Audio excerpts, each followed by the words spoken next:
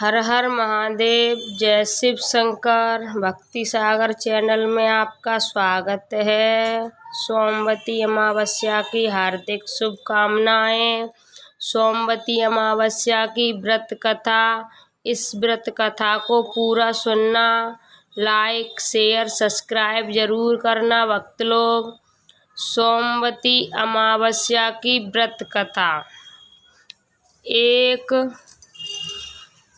एक गरीब ब्राह्मण परिवार था। उस परिवार में पति पत्नी एवं उसकी एक पुत्री भी थी। उनकी पुत्री समय के गुजरने के साथ साथ धीरे धीरे बड़ी होने लगी। उस पुत्री में बढ़ती उम्र के साथ सभी स्त्रोचित सगुणों का विकास हो रहा था। वह कन्या सुंदर, संस्कारवान एवं गुणवान थी, परंतु गरीब होने के कारण उसका विवाह नहीं हो पा रहा था। एक दिन उस ब्राह्मण के घर एक साधु महाराज पधारे। साधु उस कन्या के सेवा भाव से अत्यधिक प्रसन्न हुए। कन्या को लंबी आयु का आशीर्वाद देते हुए साधु ने कहा कि इस कन्या के हाथ में विवाह योग्य रेखा नहीं है। तब ब्राह्मण दंपति ने साधु से इसका उपाय पूछा। कन्या ऐसा क्या करे कि उसके हाथ में विवाह योग्य बन जाए। साधु महाराज ने कुछ देर विचार करने के पश्चात अपनी अंतर्दृष्टि में ध्यान करके बताया कि कुछ ही दूर पर एक गांव में सोना नाम की एक धोबिन महिला अपने बेटे और बहू के साथ रहती है, जो बहुत ही आचार विचार एवं संस्कार दंपति तथा पति परायण है। यदि ये सुकन्या उस धोबिन की सेवा करे और वह महिला इसकी शादी में अपने मांग का सिंदूर लगा दे तथा उसके बाद इस कन्या का विवाह हो जाए, तो इस कन्या का विधवा योग मिट सकता है। साधु ने ये भी बताया कि वह महिला कहीं बाहर आती जाती नहीं है। ये बात सुनकर ब्राह्मण ने अपनी बेटी से धोबिन की सेवा करने का प्रस्ताव रखा।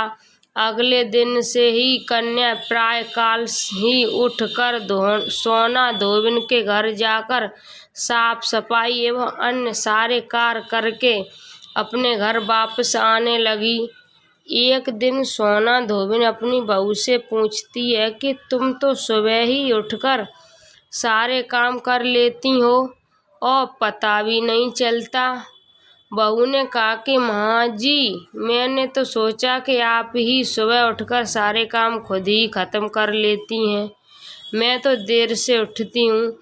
ये सब जान कर दोनों सास बहू घर की निगरानी करने लगी कि कौन है जो सुबह ही घर का सारा काम करके चला जाता है।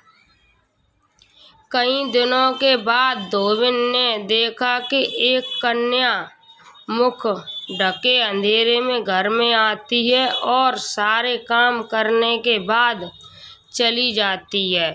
जब वह जाने लगी तो सोना धोबिन उसके पैरों पर गिर पड़ी। पूछने लगी कि आप कौन हैं और इस तरह छुपकर मेरे घर की चाकरी क्यों करती हैं। तब कन्या ने साधु द्वारा कही गई सारी बात बताई।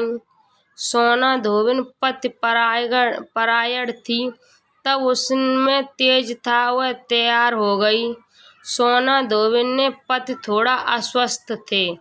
उसने अपनी बहू से अपने लौट आने तक घर ही रहने को कहा। सोना धोबिन ने जैसे ही अपने मांग का सिंदूर उस कन्या की मांग में लगाया, सोना धोबिन का पति मर गया। इस बात का पता चल गया। वह घर से निराजल ही चली थी। ये सोचकर कि रास्ते में कहीं पीपल का पेड़ मिलेगा तो उसे भमरी देकर और उसकी परिक्रमा करके ही जल ग्रहण करेगी।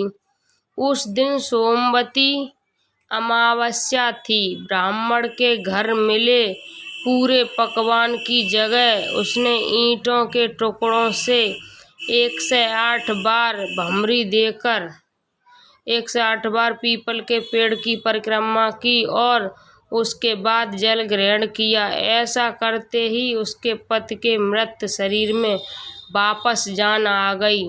धोबिन का पति फिर से जीवित हो गया। ये कथा जो कोई भी सुनेगा उसकी समस्त मनोकामनाएं पूर्ण होंगी। हर हर महादेव।